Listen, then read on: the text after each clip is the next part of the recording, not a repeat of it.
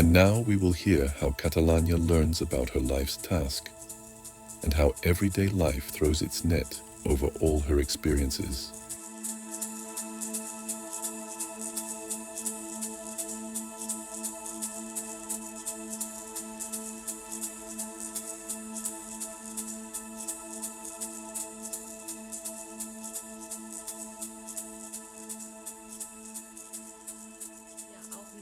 We started nice and cozy again, had breakfast, and then I went for a walk again. I danced a little outside as the sun was rising as well. That was so lovely. Also meditated a little like the day before, and then we went to ceremony number 2. Then it came to the drinking again. Yes. How was that? Wild. So I think, actually, looking back, because in the first ceremony, Mother Ayahuasca spoke through me, and it all seemed so familiar to me and so palatable, the taste, because that's her medicine. And that's why the first day was like, oh yeah, great. But the second day was about me. I drank it, and it shook me so much. I thought, how is this possible? I was kind of looking forward to it. I thought I liked the taste. What is happening? It was completely different? It was really bitter, and everything in my face pulled itself together. And then I thought to myself, okay, so maybe it's really about me today, because something in my body is protesting right now. And that was actually very exciting to watch, how much something can change from one situation to the next. Then it started with teeth rattling, like it did the day before, but it wasn't that bad, luckily. Just a little bit, at the very beginning, and just briefly, actually. And then I quickly made it pretty deep, so that I really, no, actually I think I drank again first. Unfortunately, I don't really have sense of time for that period. You had the feeling that it wasn't really starting. Exactly. At the beginning, I didn't really have the feeling that I could get in. There is a special energy that you feel, and you call that I'm coming in, or I'm not coming in. Exactly. Something is supposed to happen, but I knew that this is not it yet. I'm not there yet. I went to the toilet again as well, got back again, drank for the second time, and it was even worse for the second time. As soon as I smelled it, and I already thought, oh my God, how am I supposed to do this now? But everything was fine. It worked fine. I didn't feel sick, and I didn't have to spit either. Everything turned out all right. She also told me that I can sit up for longer, stay upright, so that I don't feel sick or something. But that's also a normal effect, that you feel a bit ill. That's nothing bad, it just belongs to the process. Or not, in your case. Yes, or not, but I got the need to lie down pretty quickly. I had a stronger need after that, and thought to myself, if I have to throw up, I have to throw up. My God, everyone has done that in life before. It's nothing too dramatic. It can even be helpful in some phases, in the course of the ceremony. Well, I can't really judge that, but you probably can. Maybe sometimes, sometimes not. Yes, and then it went really deep. And then it was over with love, peace and harmony and feelings of happiness, like in the first ceremony. I was in Africa again. Like I said, Africa is kind of my topic, and it accompanies me wonderfully. I was in a white-coloured house with orphans of every age. In today's time, or how can you imagine that? Was it in the present? Yes, definitely. It was as if I would fly through Africa now. Well, that's how it felt for me. The body that I saw myself in the pictures, is also the same as my body now.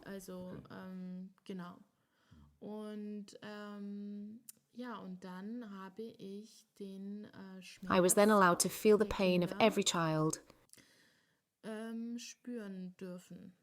and I felt it very intensely, so I had to cry very hard.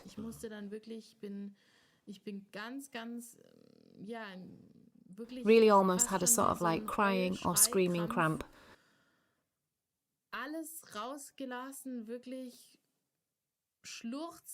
I let out everything inside of me and really bawled my eyes out, and I felt that it was also my own perception. The sadness that these children simply do not have parents, or they have lost them for whatever reason. They are now in this situation, and a child does not understand that. It is deeply hurt by that. Was it just the pain of the individual children, or was it your own? Both. So obviously the force played a role. From the sad energy of these children, to feel that pain, that really shot through my whole body. Also, of course, the pain that I felt from seeing those kids.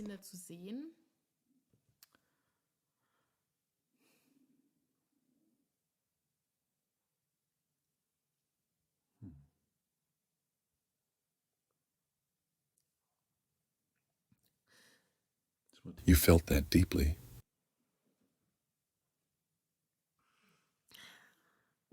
And to just see that, but being helpless at the same time, that you are now effectively flying home again, but these children still have their lives there, and somehow you feel so powerless, having to somehow leave these children behind. My God, none of us can choose the cards we are dealt in life.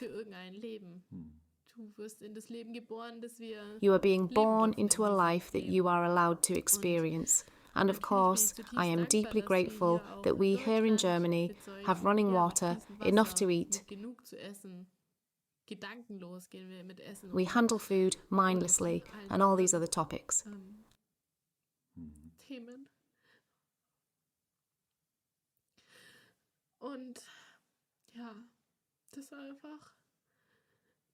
And that was just very difficult. And I was also allowed to feel this pain for my vision, my, my life's task, the duty I have in my life, that I was then allowed to look at in the ceremony. That's why I say being allowed to feel the pain, because without this feeling, I think that is why people often say they don't understand why someone builds a therapy centre or does everything in their power to build a school somewhere. They say, why do these people do that? I don't understand it. They're only welcoming more trouble into their life. The stress and work, bureaucracy, and I don't know. But when you have felt what I felt and have experienced that, then you know why people do that. And I wasn't even there in real life, but it felt so real to me, to my emotions. And it was so nice, because I sort of felt that onto my vision board somewhere before.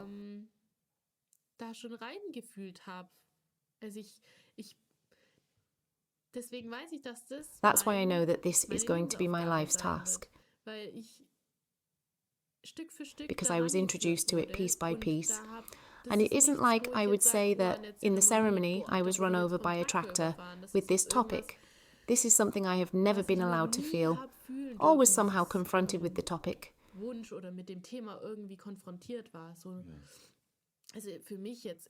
So for me, in my ceremony, and that's what I found really beautiful, that there was this kind of feedback between me in my reality before the ayahuasca ceremony and during the ceremony with this medicine, and I'm being allowed to look way more at those topics. I was guided there and was told, this is your path, this is what you are meant to do, that is why you were born, so that your soul can give these children a home and a future. And your whole life you did something for other people? At least I tried to. And there you were shown where you can actually do something for somebody. Exactly.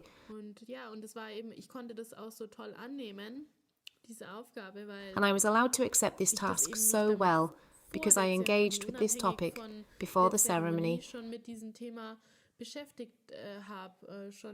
and already had an awareness, feeling and wish for changing something in that regard.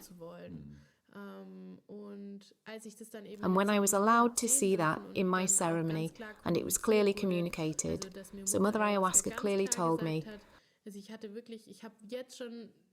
I already have a picture of this orphanage right in front of my eyes. The walls are coloured dark red. There are roses around the house everywhere. And that I back then already wrote down this concept as a whole for my vision board. I can look at the date, and it's sometime beginning of the year where I made a note.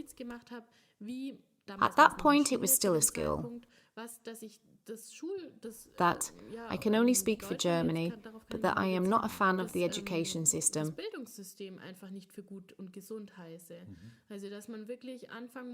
You have to see the bigger picture, like in medicine, not just math, German, physics and English, and also sports lessons, either football, dodgeball or, what do I know, harakiri, but to also encourage art, to encourage creativity, meditation for children. There are so many studies that show that when children meditate, no matter what section of life they come from, the level of aggression in these schools is enormously reduced or completely eliminated. Only because the children meditate every day, several times during class in between, and the children are able to concentrate much more. So, the point of meditation is important. Also, other sports, that yoga is also allowed, and dancing or football, that the children are really able to develop freely in a way that is compatible with their own ways. And for example, in Africa, that the children learn how the food is made and created, how potatoes are grown or carrots. What do I have to pay attention to? How often does it need water? And that taught in a playful manner through project work in the afternoon, maybe in the morning, in math, German and physics lesson, and in the afternoon, geography, where you build a vegetable garden together with a small group, and interactively, in that team, create something together. Your own food. How proud would you be if you knew you grew your food yourself and know where it comes from? And now I have lost the thread a bit. I wanted to say one more thing. Well, you already have pretty specific ideas of what you want to do.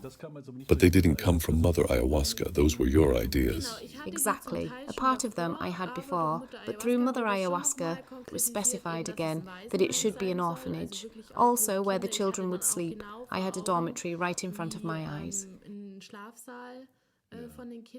Did she show it to you? Yes, we were in the dormitories. I have also already thought about providing beds that are 1.4 metres wide, like a marriage bed for the children, so that they learn that even if I don't have any parents anymore, my sister next to me can still show affection? Yes, exactly. You can still cuddle and show a certain love or empathy and feelings. And when I really had this crying, screaming cramp, where I really felt this deep sadness, Alma sang for me to calm me down. She told me afterwards that she does that when someone is in a very critical process to just reassure the person, to get him or her a little out of this depth. Did that help you? Extremely. And it was really, and I say that again and again, it was really so beautiful, like balm for the soul. It instantly calmed me down. And it was really like a warm, loving energy embraced you through this voice. And that's why Mother Ayahuasca also told me in the ceremony Alma has to record this wonderful song, and then it will be played every evening in my orphanage for the children to fall asleep to, like the Sandman, only with Alma's wonderful voice. Because this voice really transported love.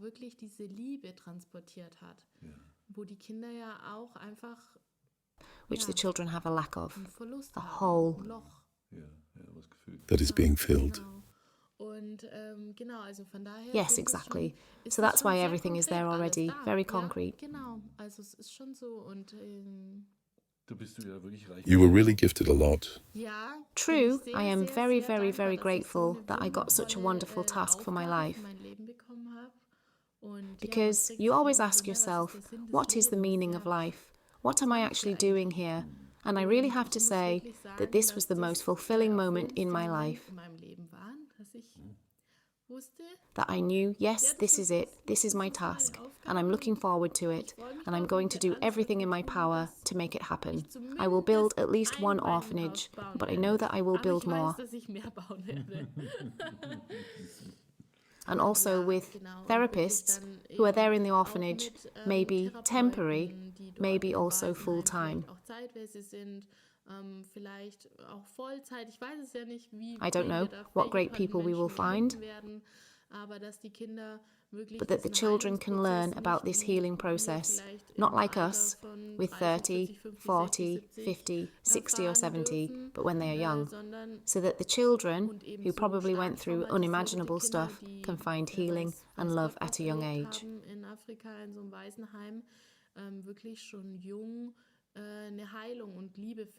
That they learn to love and respect themselves.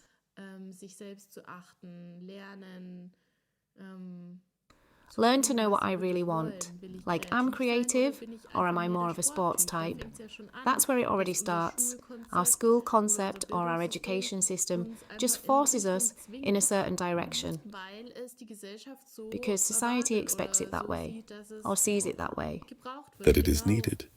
Precisely. But maybe one person is just super creative and doesn't have anything in common with sports at all.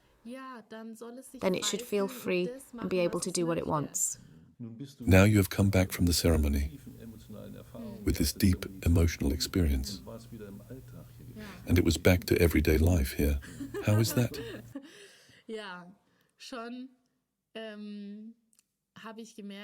I noticed that for a period of time I retreated, and my mind was saying that I got a little carried away, but now we're going back again.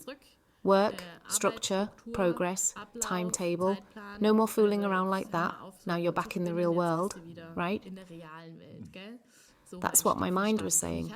And then I actually also, I couldn't meditate. I couldn't read anything spiritual anymore.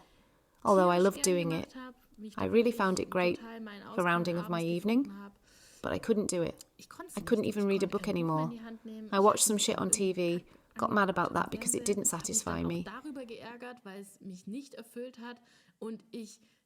And I totally fell into this. Shoot, now that I am back in everyday life again, I am not able to handle it. But then piece by piece, I found my way back towards myself. Through getting away from senseless activities like watching TV or meeting up with people, even if you don't want to. You're doing it now just to keep them from getting cross or to get them to like you again. And I slipped right back into the old circle, into the carousel. And then I noticed how unsatisfied I was again and annoyed, and everything was like, oh no, that's not me. It all came back to life. Yes, it just came back to life. Exactly. Of course, I always kept great contact with Alma, for which I am also very grateful. She always supported me again and again, and she also said, "You sound totally exhausted. Take a break, treat yourself, make time for yourself." Yes, and that really helped me to find myself again, to trust that everything comes as it comes, So how is the project going? Well, it's cooking.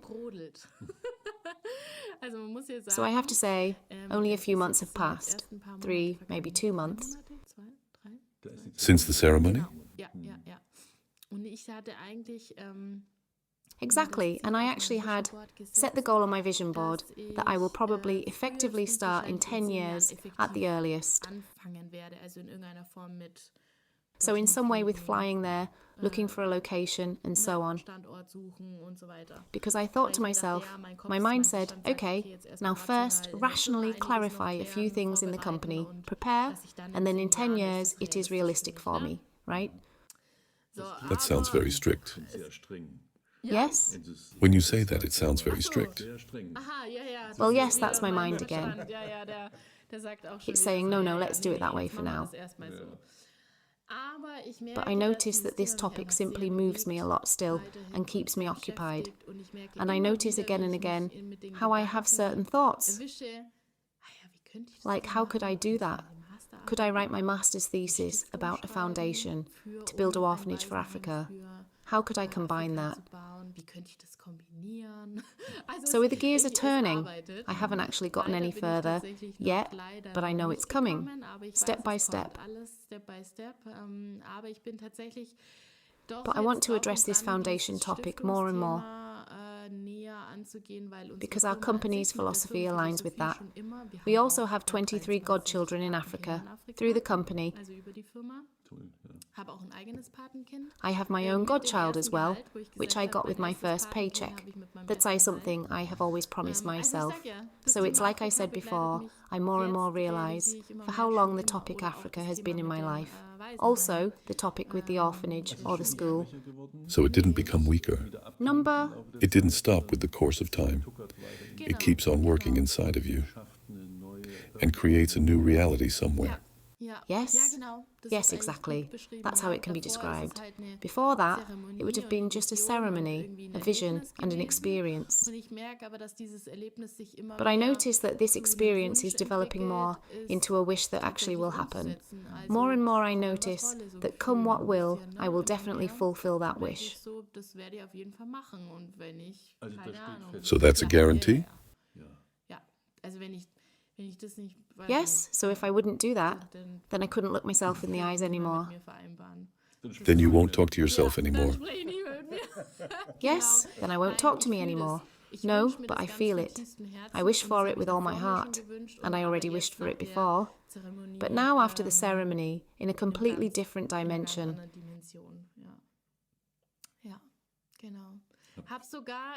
Even in my second ceremony, I saw 2 children, my daughter and a child that I will adopt. Your daughter that is not there yet? Not there yet, right? Sorry, I forgot to mention that. I definitely felt that this is my daughter and an older boy that I probably will adopt. And that was actually a thought that I deliberately went through, that if I wasn't going to have children, it would be my wish to adopt a child. So all of that has already been there. I think then you have enough children. Yes, well, 2 sounds good. 1 of our own and 1 adopted. And all the orphans in addition. Yes, them anyway, exactly.